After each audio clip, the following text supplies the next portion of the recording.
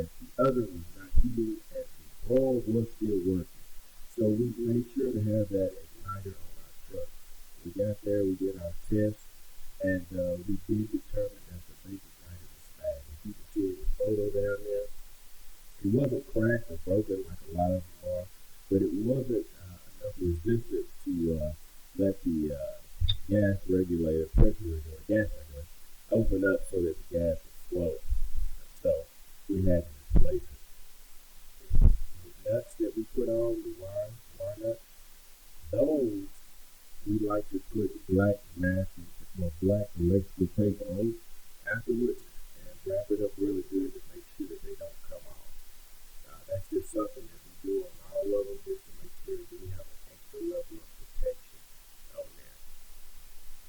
That is the bottom view. It has a warmer in there, so we made sure that we unplugged the oven there so that we didn't get shocked, and we made sure that we could spark it.